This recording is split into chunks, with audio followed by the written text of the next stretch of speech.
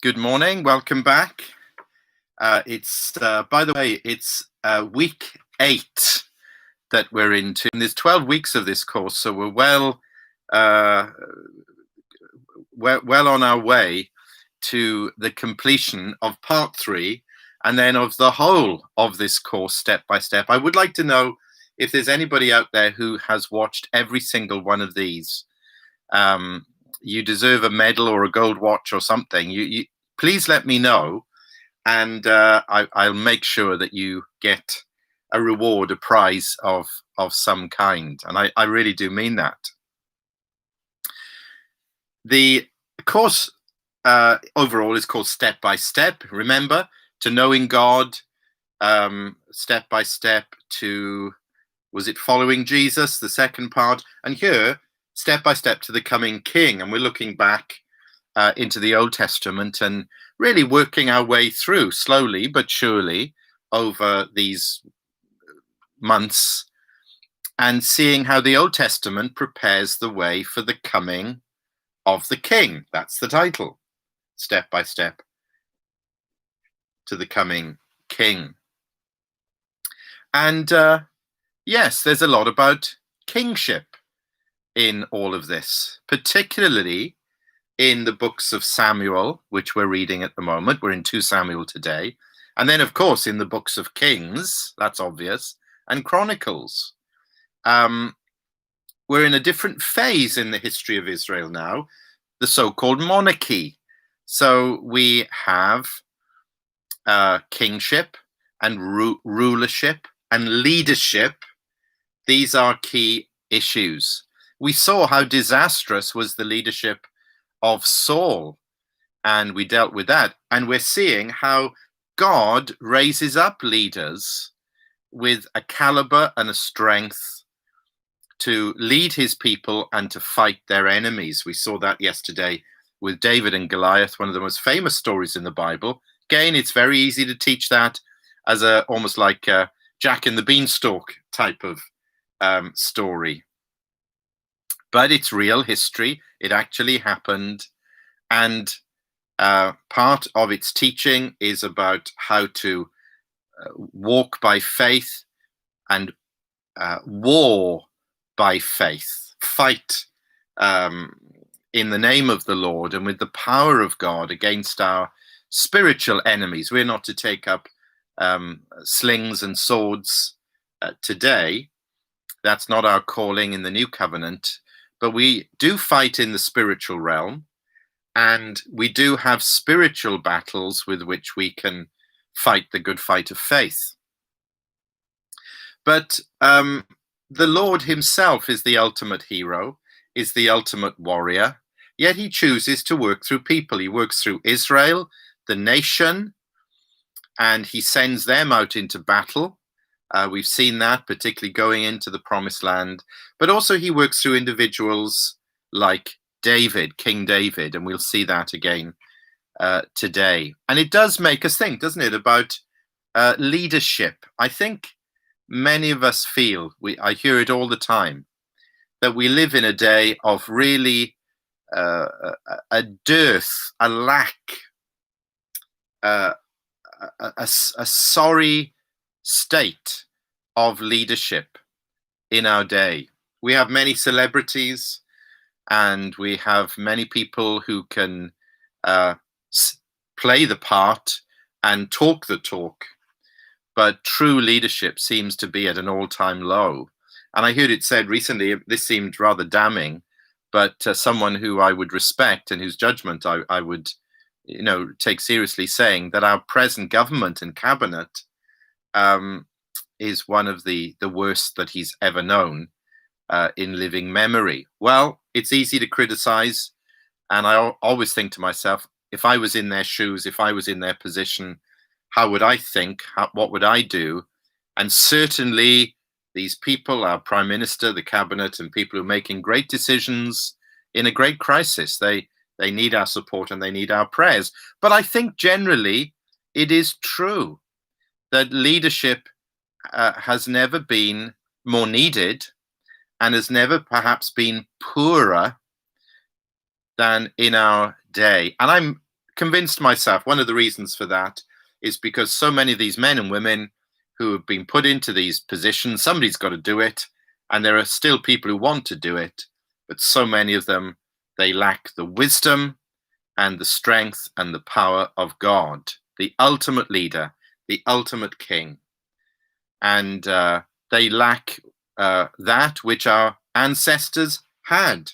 Whether you want to talk about Churchill or Gladstone back in the Victorian era, or Oliver Cromwell, or whoever you want to talk about, these people were far from perfect, but they had some kind of connection with God or with Christianity or with the Bible. They had some kind of faith. They had some kind of depth and strength. They weren't just in it for the fame and the money and the celebrity. They were there to serve the people, and some really were doing it out of a sense of duty and service to Almighty God. That's certainly true of King David. So in our story today, we have two readings, and we celebrate the fact that now in 2 Samuel, David becomes king.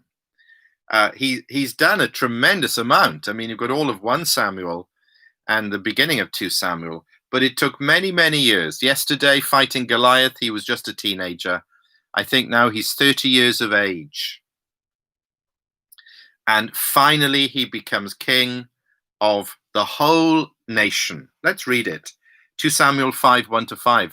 All the tribes of Israel came to David at Hebron and said, "We are your own flesh and blood. In the past, while Saul was king over us, you were the one who led Israel on their military campaigns.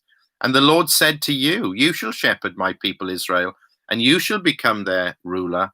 When all the elders of Israel had come to King David at Hebron, the king made a compact with them at Hebron before the Lord, and they anointed David king over Israel. David was 30 years old when he became king, and he reigned for 40 years.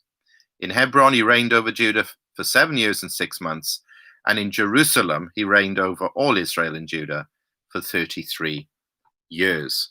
So David's one of the greatest leaders of all time, one of the greatest kings of Israel, and through him, the Messiah will come, and he will be called Son of David as well as Son of Abraham. And how significant is all of this in preparing the way for the coming king, but also teaching us about kingship, about leadership today. And then chapter 8. Now I'm going to read the whole chapter. It's not that long. It's basically a list of the victories of David. But listen out for some key points within it. And it's not the sort of chapter we would tend to focus on too much, but it's important for our purpose today. Chapter 8, 2 Samuel. In the course of time, David defeated the Philistines and subdued them, and he took Metheg-Ammah from the control of the Philistines. David also defeated the Moabites. He made them lie down on the ground and measured them off with a length of cord. Every 2 lengths of them were put to death, and the 3rd length was allowed to live. So the Moabites became subject to David and brought tribute. Moreover, David fought Hadadezer, son of Rehob, king of Zobah, when he went to restore his control along the Euphrates River. David captured 1,000 of his chariots, 7,000 charioteers, and 20,000 foot soldiers. He hamstrung all but 100 of the chariot horses. When the Arameans of Damascus came to help Hadadezer, king of Zobah, David struck down 22,000 of them. He put garrisons in the Aramean kingdom of Damascus, and the Arameans became subject to him and brought tribute.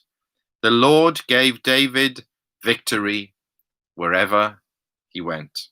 David took the gold shields that belonged to the officers of Hadadezer and brought them to Jerusalem from Tebah and Berothai, towns that belonged to Hadadezer. King David took a great quantity of bronze. When Tu, king of Hamath, heard that David had defeated the entire army of Hadadezer, he sent his son Joram to King David to greet him and congratulate him on his victory in battle over Hadadezer, who had been at war with Tu. Joram brought with him articles of silver and gold and bronze. King David dedicated these articles to the Lord as he had done with the silver and gold from all the nations he had subdued, Edom and Moab, the Ammonites and the Philistines and Amalek. He also dedicated the plunder taken from Hadadezer, son of Rehob, king of Zobath. And David became famous after he returned from striking down 18,000 Edomites in the Valley of Salt. He put garrisons throughout Edom, and all the Edomites became subject to David. The Lord gave David victory wherever he went. David reigned over all Israel, doing what was just and right for all his people. Joab, son of Zeruiah, was over the army. Jehoshaphat, son of Ahilud, was recorder. Zadok, son of Ahitub, and Ahimelech, son of Abiathar, were priests. Sariah was secretary. Benaiah, son of Jehoiada, was over the Kerethites and Pelethites, and David's sons were royal advisors. Amen. So David becomes king eventually. He's been on the run for years. Saul, in his fury and jealousy, wanted to pursue him and kill him. And David had opportunity to kill Saul, but he didn't, because he respected the fact that he was the Lord's anointed. Even though he was a king, in a sense, chosen according to the standards and motivations of the people, which were corrupt and worldly, and it was a judgment on them to have a king like this. I mean, that's something to think about. These weak rulers, or even wicked rulers, when we have people like that, is it a judgment from God upon us? I think so. The lack of leadership, the corruption of leadership. Maybe this is God saying, that's the kind of person you want? You want celebrities? You want lightweights? You want people who are shambolic ultimately in what they do? Well, we would never say yes. And yet these are the people we seem to gravitate towards and give money to and give airtime on the telly to these days. So don't be surprised if they pop up in parliament and in government and in education and in journalism. And that's exactly what's happening in our society today. That's the kind of man that Saul was. But now the people come to King David after all these years. He's 30 years of age now. They ask David to be their king. He doesn't impose himself. He doesn't say, look, I'm going to be your king. He doesn't take it. They ask it and they give it to him. The people do. And why? Verse 2. In the past, while Saul was king over us, you were the one who led Israel on their military campaigns. He had proved himself, just as at the time of Goliath, he had been proved and trained, remember, as a little shepherd boy, fighting the lion and the bear out on the mountainside. And God had trained his hands for battle there. So here, he's been trained for kingship as a military ruler. Now, it doesn't always follow that a good general is a good king, but it did follow with this man. And he had used that time to grow, to be trained, to have hands fit for battle, and to have a heart and a mind and a character that people could see.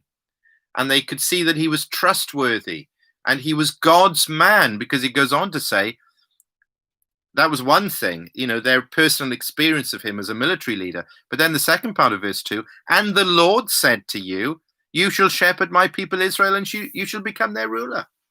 They recognize God's call on him, not just to be a general, but also to be their king.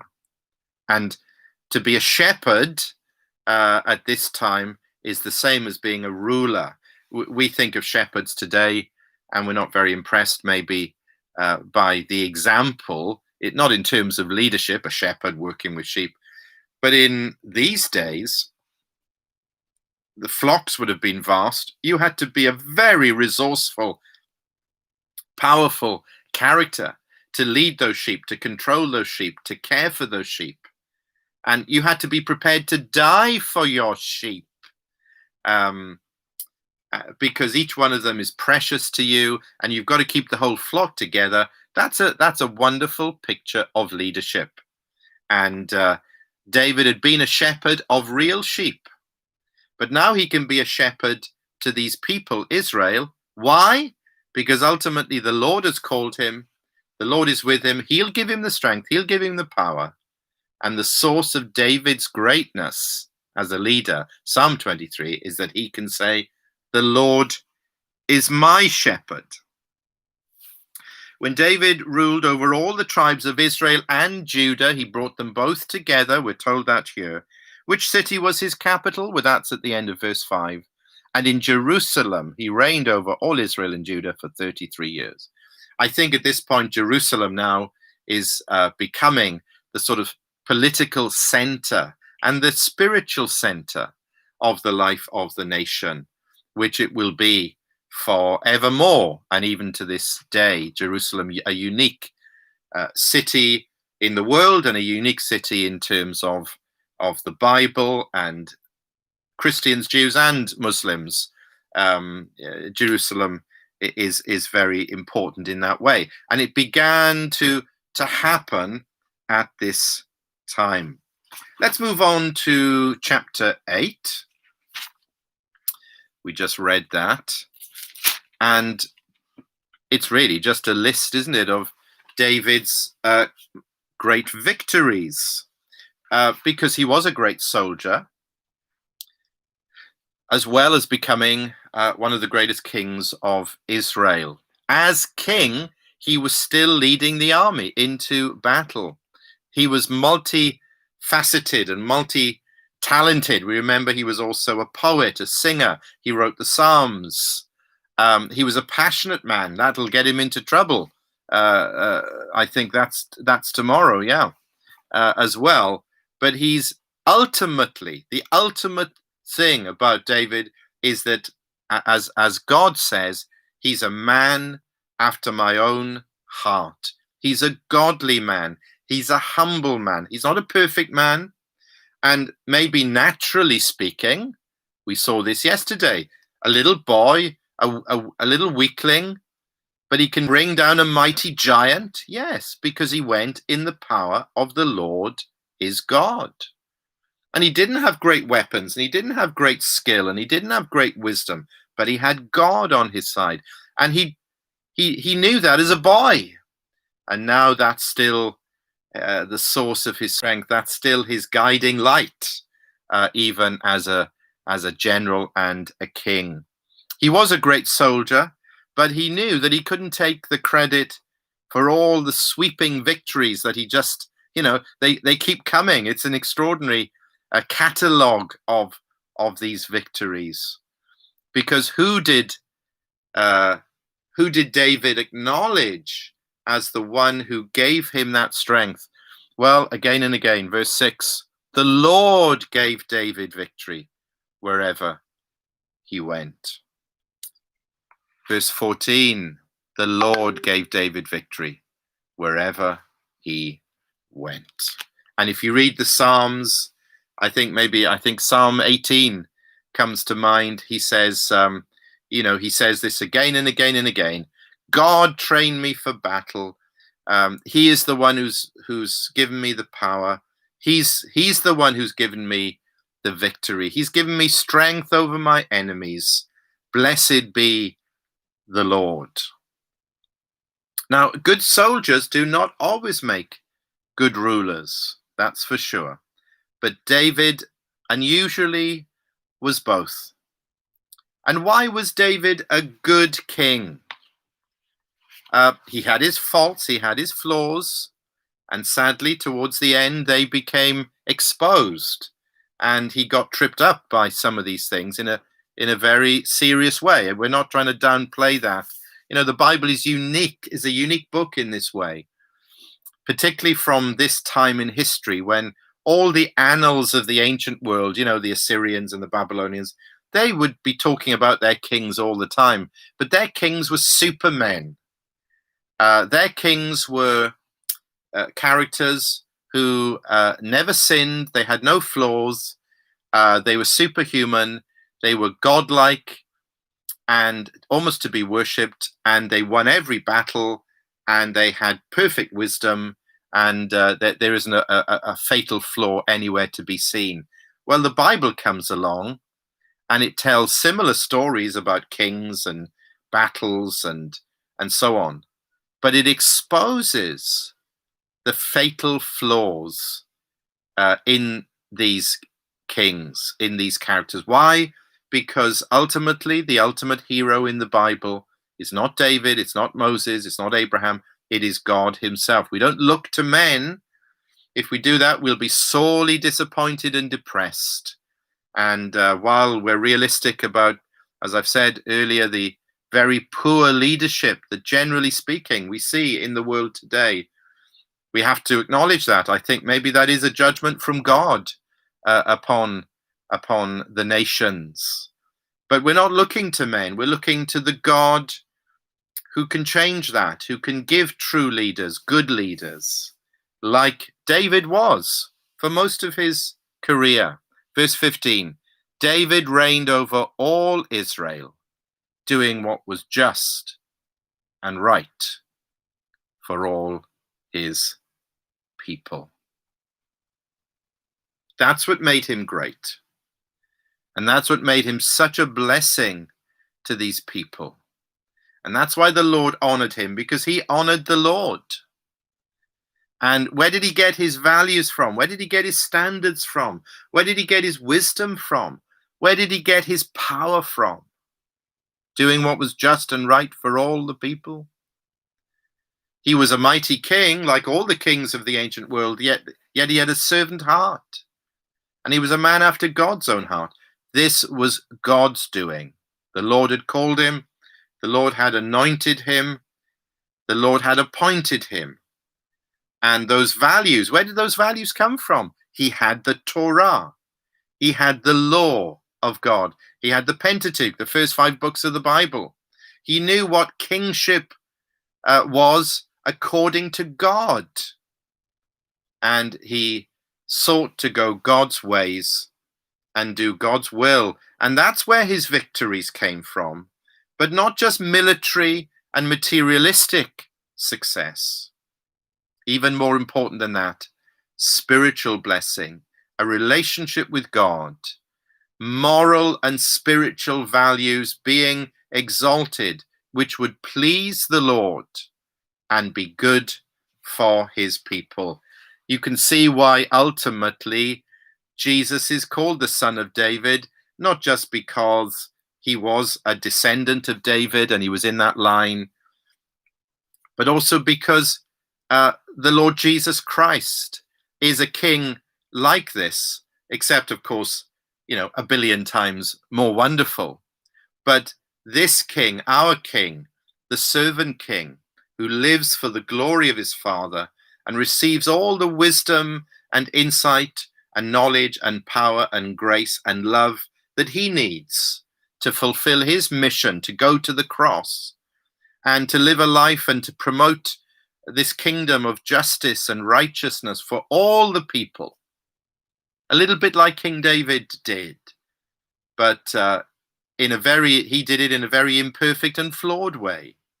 But he was pointing forward to the King of Kings and the Lord of Lords. My friends, we might be very disappointed with leaders, but you'll never be disappointed with this leader, this king, this servant king, who is the King of Kings. Look to him, submit to him, follow him, learn the lessons from King David, become a follower of King Jesus. God bless you. Hope to see you again this time tomorrow.